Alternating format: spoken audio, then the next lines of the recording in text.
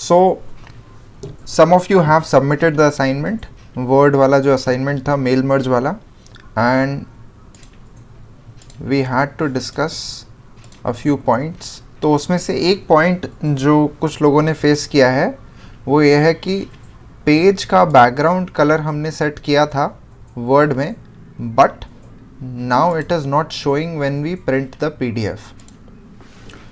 So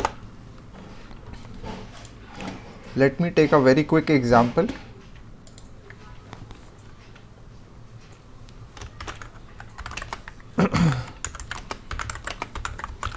So I am writing some text.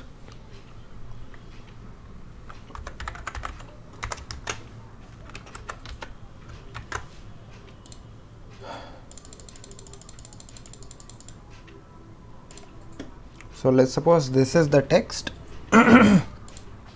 and we have put it in red color. Now we also are going to put a background color. तो background colour डालने के लिए किस tab में जाते हैं हम लोग? इंसर्ट टैब में. इंसर्ट टैब में कहाँ जाऊँ? वाटर मार्क के लिए भी किसी और टैब में जाना पड़ेगा शायद. लेआउट में जाएंगे. ओके, लेआउट में भी मुझे कहीं बैकग्राउंड कलर नहीं नज़र आ रहा है. Design, yes. So design tab में आपके पास यहाँ तीनों ऑप्शन मिल जाते हैं, वाटर मार्क, पेज कलर और page background, page border. So let's suppose we set a background color. We set it to let's suppose this orange color that we have set. Now what happens is if you go ahead and export a PDF, ठीक है, मैंने PDF create करी and let me save it in my downloads and background color के नाम से I have saved this PDF, publish. So right now it is showing up in my background of the page, but ऐसा सबके साथ में नहीं हो रहा है, right? So how to make this happen? Go to options. हम क्या करेंगे, जो फाइल वाला पेज है, जो मेन इंट्रो पेज था, उसमें ऑप्शंस का एक यहाँ बटन है, उसको क्लिक करेंगे. So here you will find that you have something called display. Display tab में जाने पर प्रिंटिंग ऑप्शंस आते हैं. तो यहाँ पे अगर आप प्रिंटिंग ऑप्शंस में देखोगे तो यहाँ पर मैंने क्लिक कर रखा है print background colours and images. That is why I am getting a background colour. If I onclick this and press okay, एक बार फिर से चेक कर लेते हैं क्या हमने अनक्लिक कर दिया है. So it is now unclicked. Now if I go ahead and export a PDF, let me close this, it is coming up the same. Display, wait, let me print it. Microsoft print. हाँ, तो अब जैसे ही मैं print preview में आ रहा हूँ तो आप देखेंगे कि यहाँ पर you are not getting the background colour, right? So if you are using Microsoft print to PDF, print करके अगर PDF बनाने वाले हैं तो ऑप्शंस में जाकर डिस्प्ले में print background colours and images पे क्लिक करेंगे.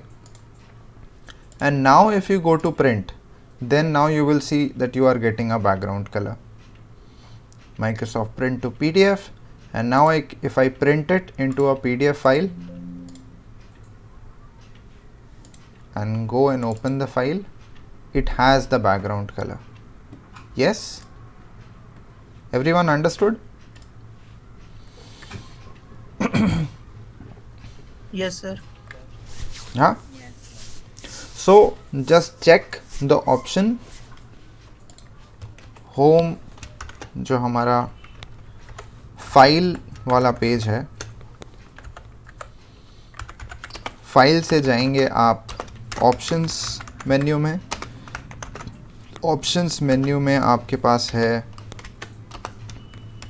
डिस्प्ले, डिस्प्ले में प्रिंटिंग ऑप्शंस, और वहाँ पर आपको बैकग्राउंड, कलर एंड इमेजेस को चेक मार्क करना है. So that will solve your problem. All right, so try this. अगर तब भी नहीं हो रहा है तो then do let me know. Sir हमें असाइनमेंट पीडीएफ फॉर्मेट में सबमिट करना है कि वर्ड में? देखो, मेल मर्ज में हमेशा आपके 3 सबमिशंस होते हैं. पहला वाला जो सबमिशन है आपका वो है डॉकएक्स फाइल. डॉकएक्स फाइल में आपका मेन डॉक्यूमेंट होगा जिसके ऊपर आपने मेल मर्ज लगाया होगा. ठीक है. दूसरा डॉक्यूमेंट क्या होगा हमारा XLSX फाइल. इसमें हमारा डेटा है कि हमने किस किस को लेटर भेजना है. वो what is the list of recipients of the letter. उसमें जो भी डिटेल्स केस के हिसाब से हमें डालने हैं वो डिटेल्स भी उसी में डालने हैं. तो आपको ये दूसरी फाइल भी सबमिट करनी है. और लास्ट फाइल होगी PDF फाइल. तो PDF फाइल में आपके वो सारे के सारे लेटर्स होंगे जो फाइनली आउटपुट बन के निकल कर आते हैं, जो आप प्रिंट करते हो. ठीक है. सो ये तीनों फाइलें मेल मर्ज सबमिशन में आनी चाहिए. समझ रहे? All 3 files. जिन लोगों ने फाइल्स सबमिट नहीं करी हैं या फिर जिनकी फाइल्स में प्रॉब्लम है, मैंने उनको कमेंट में लिखा है that they have to attach those other files also. तो डॉकएक्स फाइल जिसमें आपने मेन ओरिजिनल लेटर लिखा है,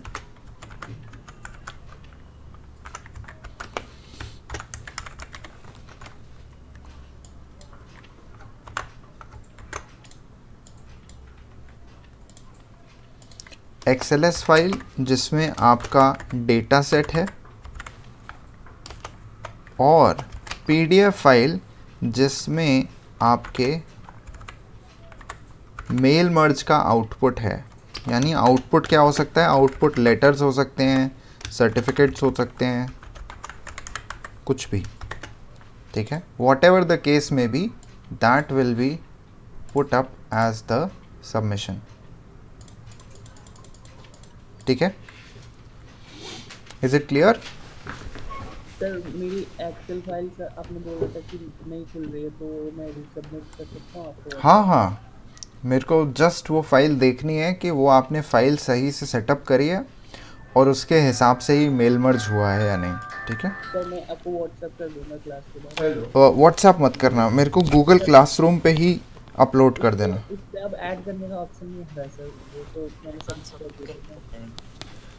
कोई बात नहीं, मैं उसको फिर से ओपन कर दूंगा. तो ठीक है सर. ओपन करने के बाद विंडोज का पुराना वर्जन ठीक है, मैं तो ऑफिस आता हूँ अभी, फिर ऑर्डर फाइनल कर. PDF में कैसे होगा, मतलब समझा नहीं. जब प्रिंट करेंगे तो आपने अभी पीडीएफ में प्रिंट किया है, हाँ. पुराने वर्जन में कैसे होगा? सो पुराने वर्जन में भी आपका माइक्रोसॉफ्ट प्रिंट टू PDF का प्रिंटर होना चाहिए. नहीं दिखा रहा प्रिंटर की लिस्ट में? नहीं दिखा रहा है. ठीक है.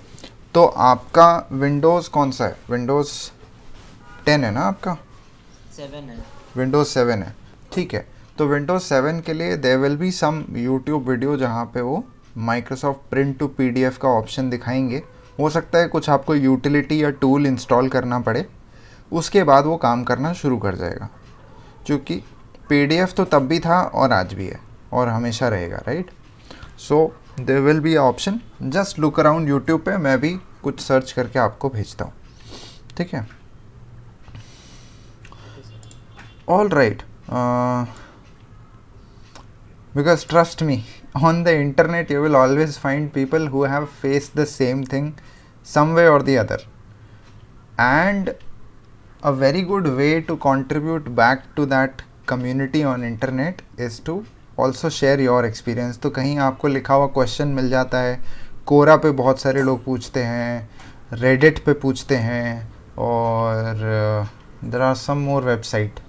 सो जो थोड़ी प्रोग्रामिंग वगैरह के बारे में एक्साइटेड रहते हैं लोग, उनके लिए स्टैक ओवरफ्लो करके एक वेबसाइट है।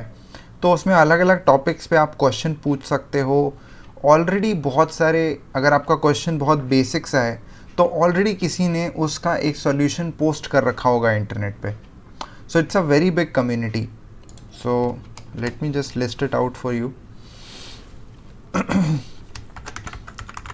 ऑनलाइन आंसर्स के लिए you can go to all these websites, Reddit, Quora, and you have Stack Overflow. Stack Overflow पे you will find more examples of programming and computer problems. ठीक है, सो इन 3 websites को अगर यूज़ किया है आपने तो बहुत अच्छी बात है, और अगर आप सीखना चाहते हैं और तो यहाँ पे ज़रूर सर्च करिएगा अपनी प्रॉब्लम को। somebody would have posted an answer. Okay. All right, चलिए let's get back to our Excel example where we were discussing the alpha limited case. तो alpha limited case में हमने अभी तक क्या किया था, हमने क्वेश्चन से सारी इन्फॉर्मेशन निकाल ली थी। तो एक तो हमारे पास इन्फॉर्मेशन आई थी कैटेगरी के बारे में, जहाँ पर हमने देखा कि हमें बताया गया है कि 3 कैटेगरीज़ हैं, A, B और C, और उसी हिसाब से उनकी बेसिक सैलरी, ट्रैवल अलाउंस और CCA भी टेबल में अवेलेबल है। Then we found that we have something called DP, DA and HRA calculation. तो सिंपल कैलकुलेशन है, 50% of basic, 41% of basic plus DP, 30% of basic plus DP, और last में जो हमको डेटा दिया गया है that is about GPF and IT. Okay, so the first column that we have to make is basic salary only. तो हम यहाँ बेसिक सैलरी से शुरू करते हैं। देन नेक्स्ट कॉलम हमको जो बनाना है वो है DP, क्योंकि DP का कैलकुलेशन चाहिए होगा to calculate DA and HRA. So we can write DP or dearness pay, whatever you feel like. Then we have DA, HRA, और फिर आता है TA और CCA. इन सारे के सारे अलाउंसेस को ऐड करने के बाद कौन सा कॉलम आना चाहिए, यहाँ पर कौन सा कॉलम आना चाहिए, सारे अलाउंसेस को ऐड कर देते हैं बेसिक सैलरी में, तो कौन सी सैलरी आती है, ग्रॉस सैलरी। गुड, तो we will write gross salary. अब इसके बाद दोनों डिडक्शंस यहाँ पे चाहिए हमें, GPF और IT, तो उनको भी यहाँ पे लिख देते हैं GPF IT, और GPF IT निकालने के बाद कौन सी सैलरी आएगी, नेट सैलरी। चलिए, तो ये हमारी नेट सैलरी तक के लिए सारे कॉलम्स यहाँ पे हमने बना लिए।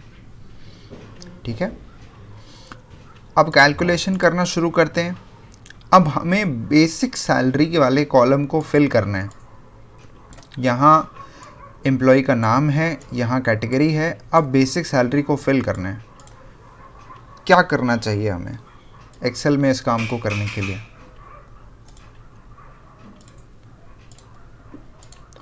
हाँ जी, अभी तक जितने भी फंक्शन आपने पढ़े हैं उन फंक्शंस में से कोई फंक्शन यहाँ अप्लाई हो सकता है?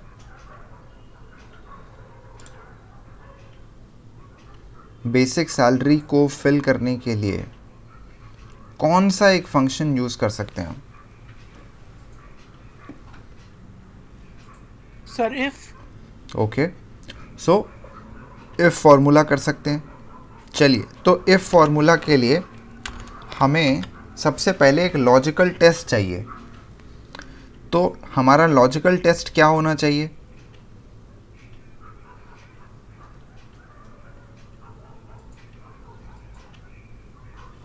यस, लॉजिकल टेस्ट क्या होगा हमारा यहाँ पर, क्या चीज़ टेस्ट करें?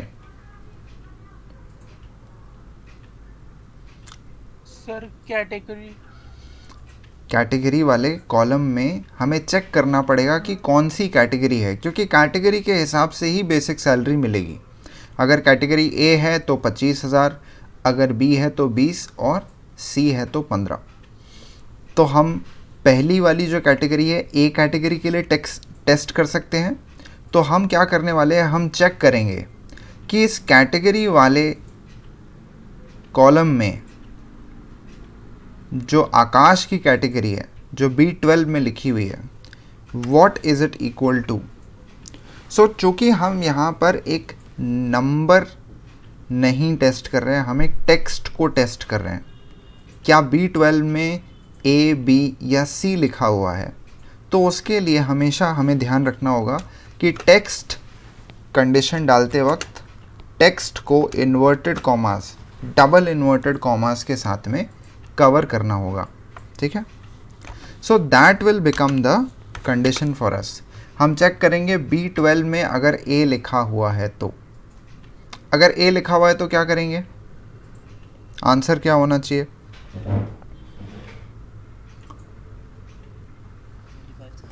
25,000।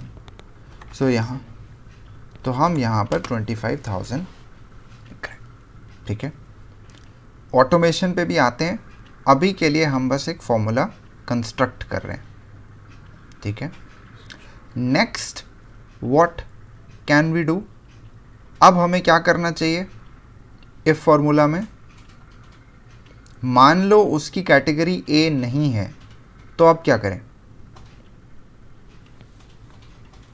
अगर ए होती तो 25, बी और सी की वैल्यू को चेक करना पड़ेगा। तो चूंकि आपके पास यहाँ पर कितनी कंडीशंस हैं, लास्ट टाइम हमने बात करी थी ना, कितनी कंडीशंस होंगी उसके लिए कितने इफ फॉर्मूला लगेंगे, तो हमारे पास क्वेश्चन में कितने, सर 1 लेस, जितनी भी कंडीशन होंगी उससे एक कम, उससे एक कम लगेगा। तो हमारे पास यहाँ पर कितनी कंडीशंस हैं? 3 कंडीशंस हैं। ए होगा तो ये, बी होगा तो ये, सी होगा तो ये, और कोई पॉसिबिलिटी तो नहीं है। तो अगर 3 कंडीशंस हैं तो हमें 2 इफ फार्मूला लगाने होंगे। दूसरा इफ फार्मूला अब हम यहाँ पर लगाएंगे। अब यहाँ पर हम टेस्ट कर सकते हैं क्या इस सेल में B12 में B लिखा हुआ है। अगर ऐसा है, अगर B लिखा हुआ है तो हमारा आंसर हो जाएगा 20,000। अगर मान लो कि C हुआ तो क्या करेंगे अब? मान लो A भी नहीं है, B भी नहीं है, तो क्या करना चाहिए हमें?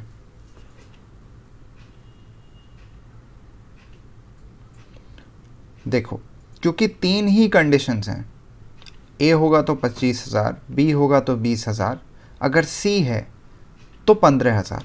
अब हमने A के लिए टेस्ट कर लिया, A नहीं है, B के लिए टेस्ट कर लिया, B भी नहीं है, तो इसका मतलब ये है कि हमें C के लिए टेस्ट करने की ज़रूरत नहीं है। हमें पता ही है कि अगर A नहीं है, B नहीं है तो C ही होगा। 3 ही कंडीशंस हैं, तो हम यहाँ पर वैल्यू इफ फॉल्स में आंसर डालेंगे 15,000 और अब ब्रैकेट्स को बंद करके हम अपना ये इफ फॉर्मूला कंप्लीट कर देंगे।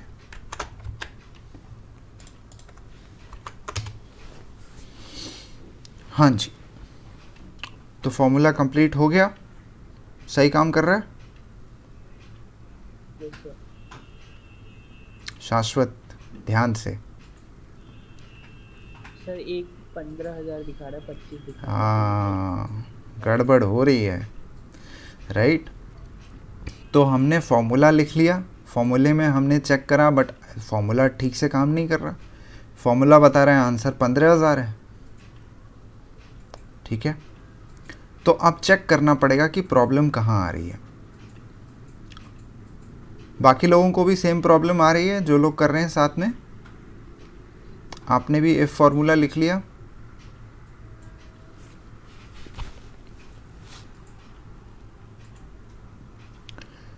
नाउ सबसे पहले तो हमें अपना ही फार्मूला चेक करना चाहिए कि कहीं हमने फार्मूले में कोई मिस्टेक तो नहीं कर दी है, कहीं ए के लिए 15,000 तो नहीं लिख दिया है। हम चेक कर रहे हैं तो ए के लिए तो हमने 25,000 ही लिखा था, बी के लिए हमने ये सब कुछ लिखा हुआ है 20,000, नहीं हुआ तो 15,000, यानी कि कहीं और प्रॉब्लम हो रही है। तो हमेशा ध्यान रखिए जिस भी सेल को आप रेफरेंस में ले रहे हैं उसमें इशू हो सकता है, ठीक है। तो मैं थोड़ा सा जूम कर रहा हूँ इसको ताकि आप प्रॉब्लम को नोटिस कर पाओ।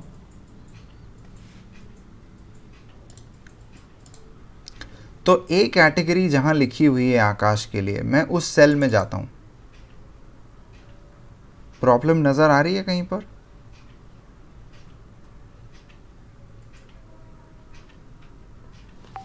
Who can notice there is a problem? Space है, एक स्पेस डला हुआ है, यानी कि ए तो लिखा ही हुआ है, ठीक है, ए के बगल में एक स्पेस भी डला हुआ है। उसी तरीके से आप देखोगे तो बी के बगल में भी एक स्पेस है। अब क्या है कि एक्सेल जो है बहुत स्पेसिफिक है। हमने उसे क्या चेक करने को बोला था कि सेल में क्या ए ही लिखा हुआ है। अब एक्सेल कंफ्यूज हो गया क्योंकि ए के साथ में एक स्पेस भी था, तो एक्सेल ने बोला यहाँ तो कुछ भी नज़र नहीं आ रहा है, तो इसका आंसर हुआ 15,000, right. Now what happens if we correct the problem. तो हम ए के साइड में जो स्पेस है अगर उसको हम रिमूव कर देते हैं, बैक स्पेस कर देते हैं, तो देखिए अब आपका आंसर काम कर रहा है, 25,000 हमें नज़र आ रहा है। तो हमें ध्यान रखना पड़ेगा कि हम जो सेल रेफरेंस में डाल रहे हैं उसमें हमने क्या लिखा हुआ है। अब सेम चीज़ हम यहाँ करने की कोशिश करते हैं, इस फॉर्मूले को ड्रैग करते हैं, नीचे तक लेकर आते हैं, तो हम देख रहे हैं सबके लिए 15,000 ही दिखा रहा है वो। ऐसा इसलिए क्योंकि वो चेक कर रहा है बी के लिए, बट यहाँ पे बी प्लस स्पेस लिखा हुआ है। So that is a weakness of Excel, that it sometimes gets confused when you have more things in your cell। तो अब इसको सही करने का तरीका क्या है, सारे के सारे सेल्स में से स्पेस को हटा दीजिए।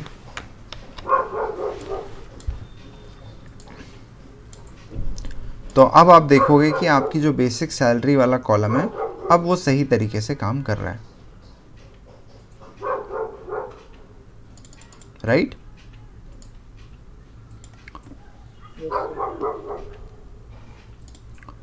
तो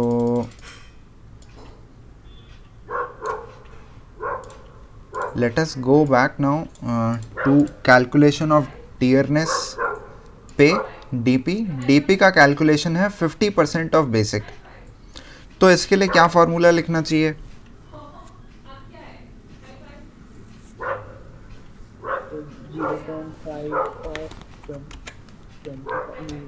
वो वाला सेल सेलेक्ट कर लो, राइट। तो 0.5 के साथ में हम लगाएंगे मल्टीप्लिकेशन के लिए स्टार, और बेसिक सैलरी का जो सेल है D12 उसको सेलेक्ट कर लेंगे। अब उसको आप ड्रैग कर लीजिए, तो आपकी जो टियरनेस पे है वो कैलकुलेट होकर यहाँ पर फिल हो जाएगी। चलिए उसी तरीके से डियरनेस अलाउंस को सॉल्व करने की कोशिश करते हैं। डियरनेस अलाउंस के लिए क्या लिखेंगे फॉर्मूला में? 0.41 एस्ट्रिक ब्रैकेट में प्लस हो जाएगा दोनों का, ठीक बात। E12 plus E12। So we will start with 41%, 0.41 डाल दीजिए स्टार, और ब्रैकेट में हम बेसिक सैलरी प्लस DP दोनों को ले लेंगे। सो that will solve the problem for DA। चलिए DA भी कैलकुलेट हो गया। अब HRA के लिए क्या करेंगे?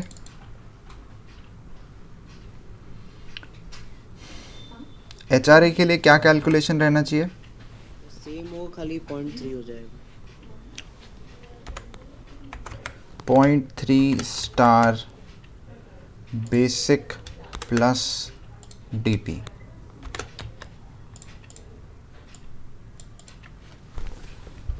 टेबल में सब कुछ सही चल रहा है?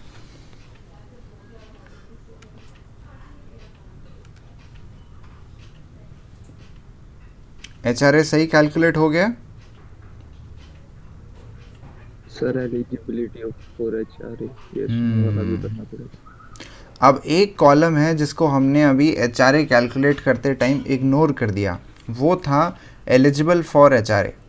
यहाँ क्या है? यहाँ नज़र आ रहा है कि सारे के सारे लोग HRA के लिए एलिजिबल नहीं हैं। आकाश है बट सुमन नहीं है, दीपांशी है बट फारूक नहीं है, गीतिका है बट हरमीत नहीं है, right? So we have to find out a way to solve this problem. क्या करें? HRA के फॉर्मूला के पहले इफ वाला फंक्शन लगा दें। ठीक है, तो अभी हम HRA वाला फॉर्मूले को कट कर लेते हैं और यहाँ पे इफ़ फार्मूला डालते हैं। इफ़ फार्मूला में क्या टेस्ट करना चाहिए मुझे? लॉजिकल टेस्ट बताओ। कैटेगरी एलिजिबिलिटी यस है तो फिर कैलकुलेट करेंगे। तो अगर एलिजिबिलिटी में हमारे पास यस लिखा हुआ है तो हम इसको कैलकुलेशन को करेंगे, नहीं तो HRA कितना हो जाएगा? 0। So this is the formula for HRA।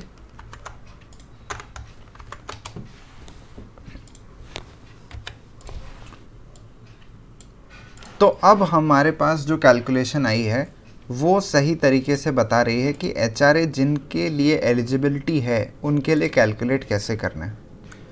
जिनका यस है उनके लिए ये, अब यस के अलावा कुछ भी लिखा हो, नो हो सकता है, नो की ही पॉसिबिलिटी है, तो हमको वहाँ पर 0 HRA रखना है। चलिए अब फटाफट TA के बारे में भी बता दीजिए, TA कैसे करें?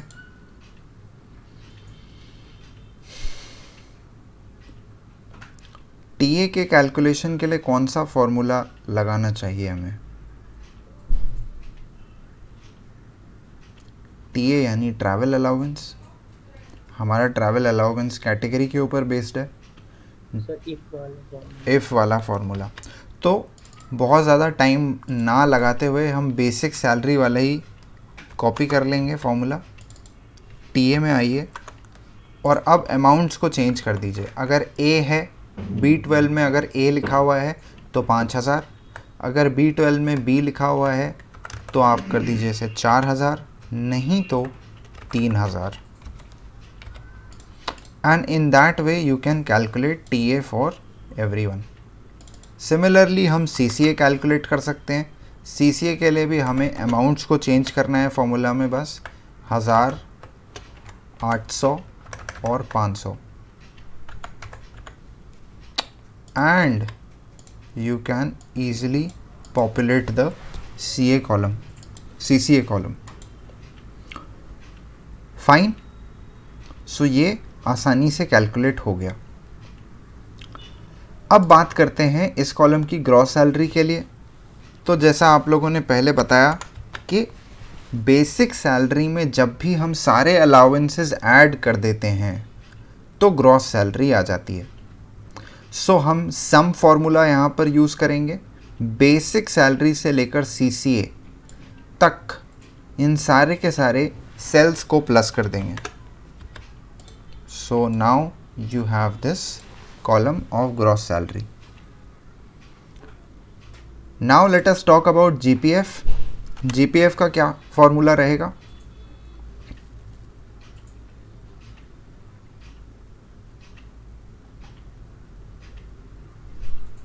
Yes, sir equal to 0.1 into ये ग्रॉस वाला कॉलम जो पहला। नाइस। सो 0.1 ऑफ ग्रॉस यानी 10%। उसी तरीके से अगर IT के लिए फॉर्मूला बनाना होगा तो क्या करेंगे? हाँ जी, IT के लिए क्या फॉर्मूला रखेंगे? Anyone else? Mitali, why don't you tell?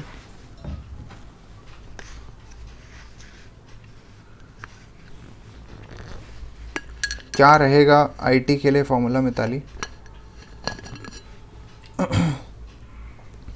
if you are there. Sir yes sir I am here but मुझे मतलब फॉर्मूला ज़्यादा अच्छे से क्लियर नहीं है सर. ट्राई करो.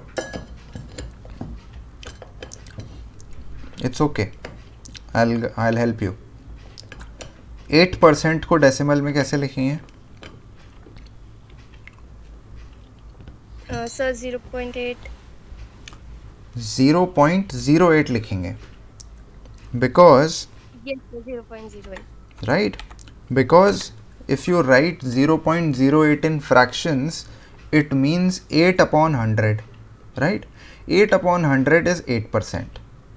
So 0.08. अब इसके बाद मुझे क्या सिंबल लगाना चाहिए मल्टीप्लिकेशन के लिए? Sir star. स्टार लगाया. और फिर मुझे कौन से कॉलम को रेफरेंस में डालना है? Sir gross salary. Gross salary वाला सेल जो यहाँ पे J12 है, ठीक है. J कॉलम में आकाश के लिए कर रहे हैं हम, तो J12 हमारा सेल हो गया. So that is how we can calculate income tax deduction. ठीक है, that's good. Now somebody tell me how to calculate net salary. ये तो इजी है. हाँ जी, नेट सैलरी. सर सब्ट्रैक्ट कर देंगे ग्रॉस में से. So will start with gross salary minus GPF minus IT. ठीक है, दोनों डिडक्शंस को यहाँ पे आप चाहो तो डिडक्शंस को एक साथ प्लस करके भी फिर माइनस कर सकते हो, चाहो तो gross minus GPF minus IT ऐसे भी कैलकुलेट कर सकते हो. तो this is how you can calculate net salary. ठीक है, चलिए, तो हमने ये क्वेश्चन को सॉल्व कर लिया. हमने सारे के सारे एम्प्लॉयज़ के लिए नेट सैलरी निकाल ली. तो अब किस किस को याद है, लास्ट टाइम मैंने 4 स्टेप्स बताए थे किसी भी एक्सेल फाइल के प्रिपरेशन में. तो हमने पहला स्टेप कंप्लीट कर लिया है, कंप्लीट कैलकुलेशन. अब क्या करना चाहिए हमें? अगला स्टेप क्या होता है?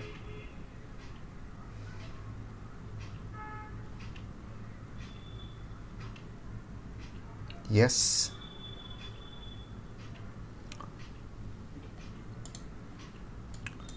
ये आपके स्टेप्स हैं. मैं इनको कॉपी करके यहाँ पे भी रख रहा हूँ. So next is formatting of amounts. जहाँ कहीं पर हमने अमाउंट्स लिखे हुए हैं उनको हमें फॉर्मेट करना है. कौन से वाले? अकाउंटिंग फॉर्मेट की तरह, जो जिसमें हमारा एक करेंसी साइन नज़र आता है, हमें डेसिमल वैल्यूज़ मिलती हैं और कॉमाज मिलते हैं. ठीक है, so we take all the amounts, basic salary से लेकर नेट सैलरी, सारे के सारे कॉलम्स में अमाउंट्स हैं. So we select all of them and go to accounting. तो अब हमारे पास अकाउंटिंग फॉर्मेट में ये सारे के सारे कॉलम्स आ रहे हैं. अब इनका हमें रुपी सिंबल लगा लेना चाहिए because we are in India.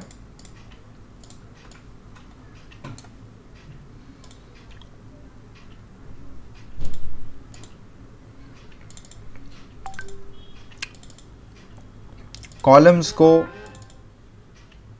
Width उनका सही रखेंगे तभी ये हैशटैग वैल्यूज़ जो नज़र आ रही हैं वो हटेंगी.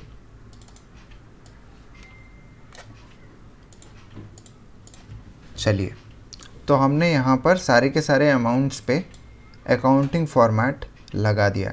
और भी कई अमाउंट्स दिख रहे हैं हमें एक्सेल में. इस शीट पे और भी कई अमाउंट्स हैं. Sir category basic salary, category वाली टेबल में भी हमारे पास तीनों कॉलम्स में अमाउंट्स हैं. तो हम यहाँ पर भी अकाउंटिंग फॉर्मेट लगाकर रुपी सिंबल लगा देंगे. चलिए, तो अब हमारे जितने भी सेल्स थे वहाँ पे हमें नज़र आ रहा है कि जहाँ कहीं अमाउंट है वहाँ अमाउंट को हमने अकाउंटिंग फॉर्मेट के हिसाब से रख दिया. अब अगली चीज़ जो हमें करनी है वो है शेडिंग एंड बॉर्डर्स. तो सबसे पहले क्या करेंगे, हम सबसे पहले पूरी शीट जो हमने बनाई है उसके आसपास हम एक वाइट कलर का बैकग्राउंड दे देंगे, so that it looks clean. ठीक है, ग्रिड लाइन सारी की सारी हाइड हो चुकी हैं। अब क्या करना है, अब हम जो हमारी मेन टेबल है पहले उसकी फॉर्मेटिंग को, उसके शेडिंग और उसके बॉर्डर्स को सही करते हैं। सो हमें सबसे पहले we have to choose a format. तो आप फॉर्मेट एज टेबल पे चले जाइए and here you have different formats. तो कोई भी एक फॉर्मेट चूज़ कर लेंगे। Let's suppose we go with this format.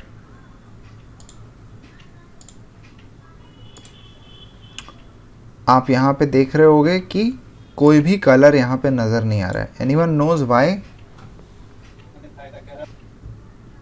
Yes Sumedh? Sir white choose कर रखा है इसलिए। वाइट चूज़ कर रखा है इसलिए। तो अब क्या करेंगे, जितनी टेबल है हमारी उसके ऊपर से हम नो फिल कर देंगे। नो फिल करते ही हमारी टेबल में जो हमने फॉर्मेट सेलेक्ट किया था वो लग जाएगा। उसी तरीके से हम बाकी के कर दो, जो टेबल है, कैटेगरी वाली टेबल है, उसमें भी हम एक फॉर्मेट चूज़ कर लेते हैं। उसके लिए let's suppose we choose a blue format. तो यहाँ पर भी हमारे पास ड्रॉप डाउन मेन्यूज़ के ऑप्शन आ गए हैं बट कलर्स नज़र नहीं आ रहे हैं। वही प्रॉब्लम है, 13 तारीख को नो फिल कर दीजिए तो आपका यहाँ पर टेबल का कलर सेट हो जाएगा। और बैलेंस वाला चेक दे देना आप उनको 150। नाउ बाकी बचे ये दो जगह। तो यहाँ पर हमको क्या करना है, यहाँ पे हमारे पास इशू ये है कि 50% ऑफ बेसिक में से कौन सा ऐसा पोर्शन है जो चेंज हो सकता है। 50% बेसिस ऑफ बिजनेस पॉलिसी है। मान लो बिजनेस ने कल को डिसाइड किया कि डियरनेस पे कम करने वाले हैं, तो हो सकता है वो 50% से चेंज करके कम कर दें इसको। तो हमें क्या करना होगा, हमें 50% को अलग सेल में लेना पड़ेगा और ऑफ बेसिक को अलग सेल में लेना पड़ेगा। तो क्या करिए, जो हमने ऑफ बेसिक है उसको अलग सेल में रखना है। उसी तरीके से ऑफ बेसिक प्लस डीपी को अलग सेल में रख लेंगे।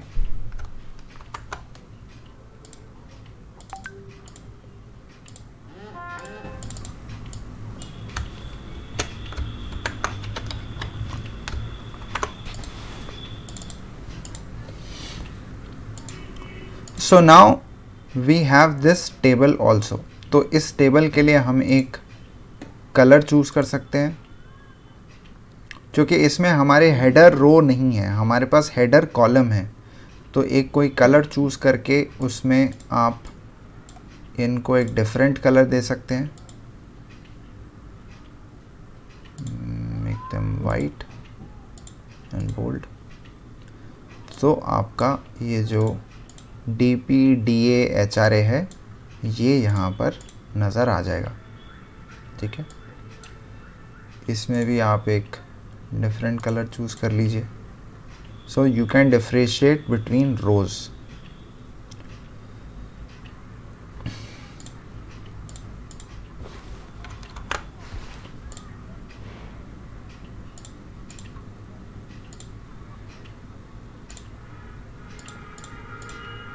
सिमिलरली GPF और IT के लिए भी सेम करना पड़ेगा। 10% और 8% सब्जेक्ट टू चेंज है।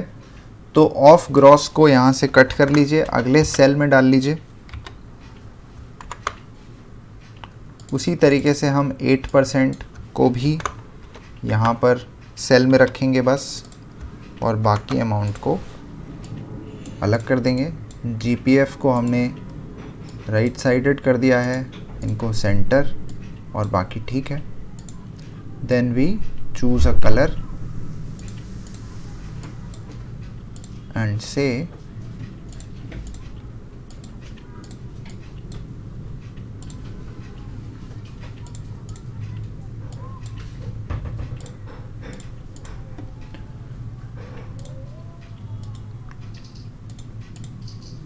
so in this manner we have talked about all the allowances.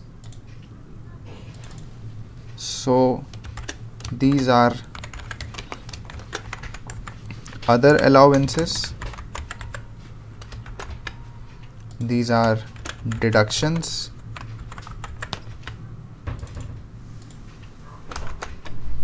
और यहाँ पर हमारी बेसिक सैलरी, टीए और सीसीए के बारे में इंफॉर्मेशन है। चलिए, तो अब हमारा जो शेडिंग और बॉर्डर्स का काम है वो भी लगभग कंप्लीट हो चुका है। अब बात आती है हमारे ऑटोमेशन की। तो ऑटोमेशन के लिए जैसा कि हमने तैयारी करी हुई है, हमको कोशिश करनी है कि जितने पॉसिबल सेल्स हैं उनमें हम ऑटोमेट कर लें। कल को 50%, 41%, 30% ये सारे परसेंटेजेस चेंज हो सकते हैं। यस, सो डीए के लिए जो हमने यहाँ पर सबसे पहले शुरू करते हैं, डीपी से ही शुरू करते हैं। तो 0.5 की जगह कौन सा सेल नंबर डलेगा?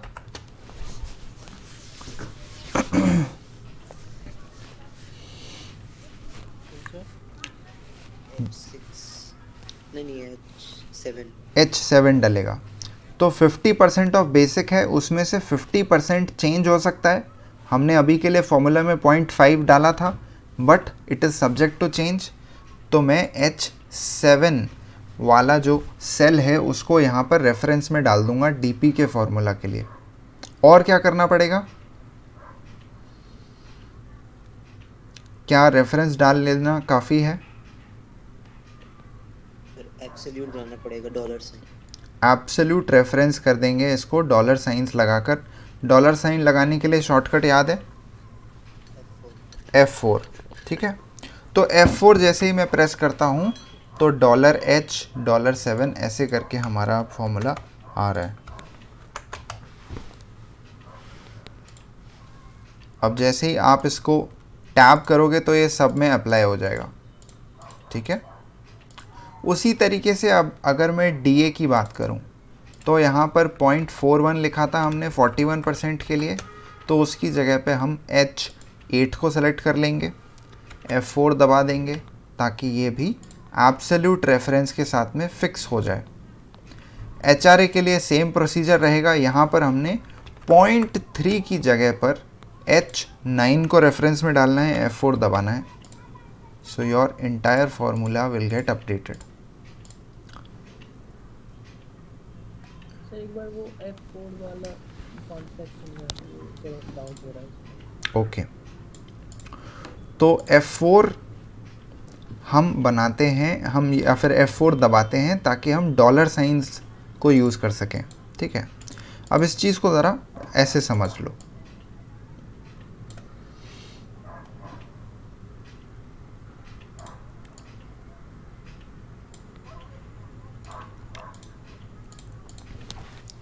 मान लो हमारे पास दो कॉलम्स हैं। ठीक है, कॉल ए और कॉल बी। ठीक है, अब कॉल ए में क्या है? कॉल ए में हमारे पास नंबर्स हैं 2, 3, 4, 5, 6, और कॉल बी में कहा गया है कि एक नंबर है 7।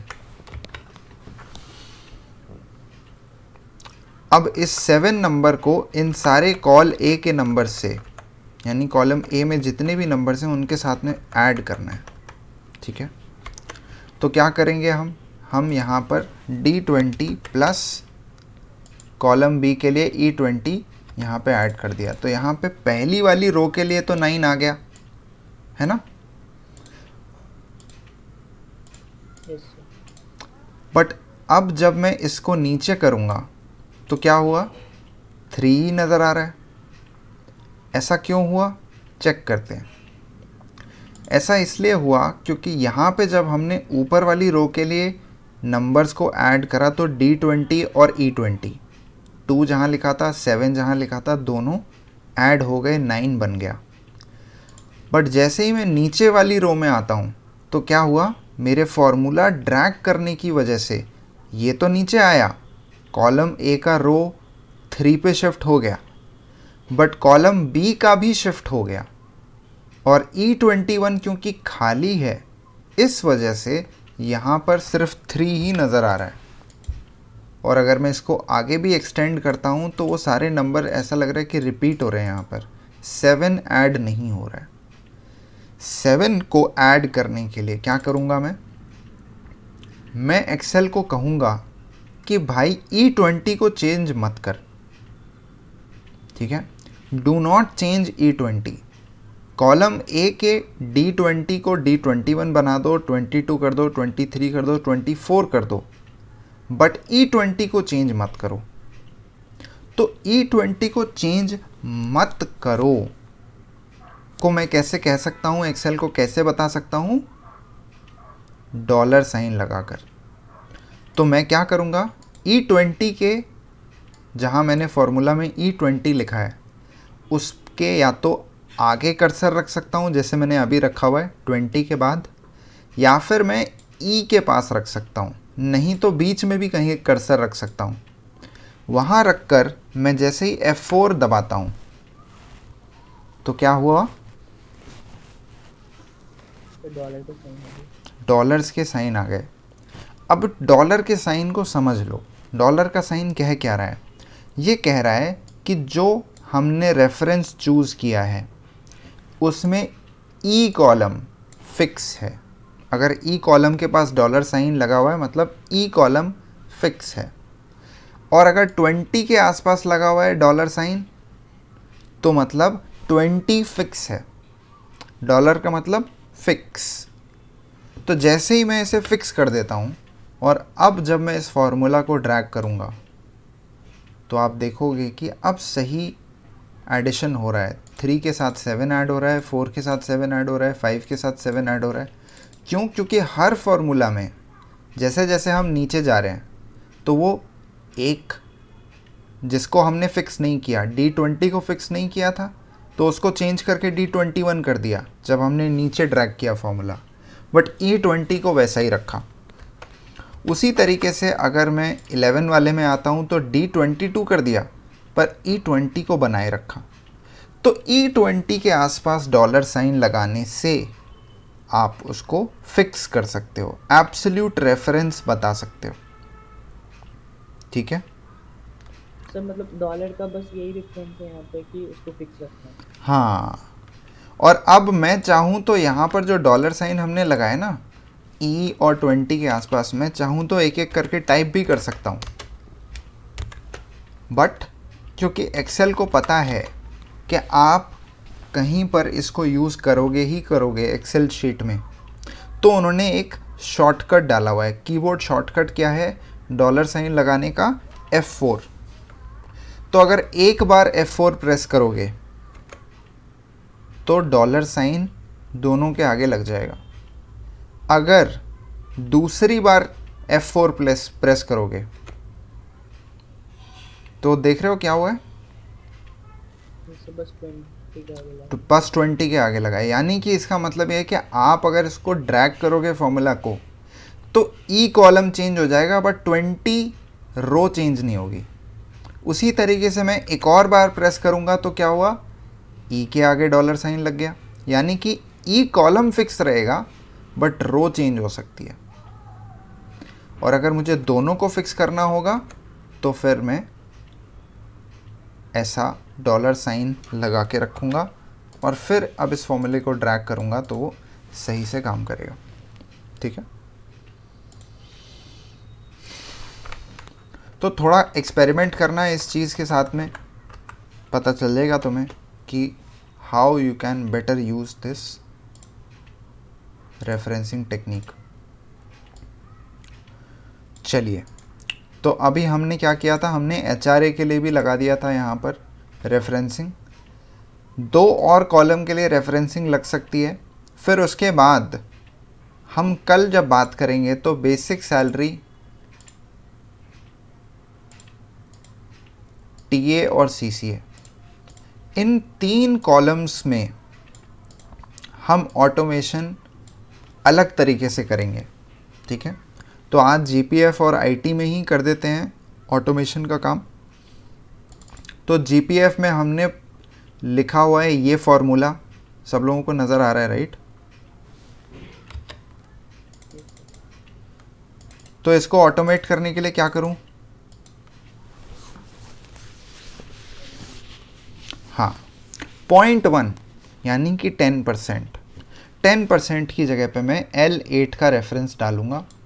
तो 0.1 को मैंने सेलेक्ट कर लिया है, अब मैं L8 पे चला जाता हूँ।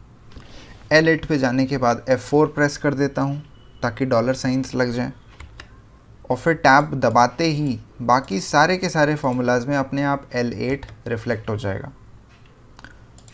पहले हमें ड्रैग क्यों करना पड़ता था और अब अपने आप क्यों फॉर्मूला लग जाता है, कौन बता सकता है? 0.08 की जगह पे L9 लगाते हैं। देखो मैंने यहाँ पे L9 कर दिया, डॉलर साइन लगा दिए और टैब दबा दिया, बट ये नीचे के सारे फॉर्मूलाज में चेंज हो गया। ऐसा कैसे हुआ? बिना ड्रैग करे ऐसा कैसे हो गया? वो पहले से ही कॉपी किया था तो। सर वो पहले से रिकॉर्ड हो गया। क्यों हुआ, वही तो पूछ रहा हूँ, क्यों, किसने करा? मैंने तो नहीं करा। जब पहले भी ड्रैग कर चुके थे ना। तो ये चीज़ इसलिए हुई है क्योंकि हमने इस पूरी टेबल को फॉर्मेट एज टेबल कर दिया। अगर आप इस पूरी टेबल को फॉर्मेट एज टेबल नहीं करोगे तो फॉर्मूला अपने आप नीचे कॉपी नहीं होगा। समझ रहे हो? तो अगर मैं इसमें एक एक रो की शेडिंग अलग अलग अपने हिसाब से लगाता और ये जो ड्रॉप डाउन मेन्यूज़ बने हुए ये नहीं दिख रहे होते, मैंने फॉर्मेट एज टेबल नहीं किया होता, तो ये चीज़ काम नहीं करती। तो जब आप फॉर्मेट एज टेबल कर देते हो तो एक्सेल को समझ में आ जाता है कि भैया इस पूरे कॉलम की कैलकुलेशन कैसे हो रही है। अगर ऊपर वाला चेंज हुआ है तो मतलब नीचे वाला भी चेंज होगा। पर ये तभी हो पाता है जब आप किसी टेबल को फॉर्मेट एज टेबल करते हो। ठीक है, तो इस चीज़ को ट्राई करना। फॉर्मेट एज टेबल नहीं करने पर क्या सेल में जो फॉर्मूला चेंज किया है वो ड्रैग करके अप्लाई होता है या फिर अपने आप लग जाता है। ठीक है, कल ये जो बाकी के 3 कॉलम है बेसिक सैलरी, टीए और सीसीए के बारे में बात करेंगे। So see you guys tomorrow. Okay, question पूछना था। हाँ पूछो। सर उसमें जब हम लोग पीडीएफ में कन्वर्ट कर रहे हैं तो जब प्रीव्यू वाला जो पहला ही पेज है खाली वही कन्वर्ट हो रहा है, बाकी सब पेज नहीं हो रहा। तो कल थोड़ा क्लास में शुरू होने से पहले जुड़ जाना और मुझे अपनी स्क्रीन शेयर करके दिखाना। ठीक है, I will help you. All right, see you guys tomorrow, bye bye. Thank you. हाँ पूछो रुचिका। सर वो एक्चुअली मुझे अब थोड़ी बात करनी थी।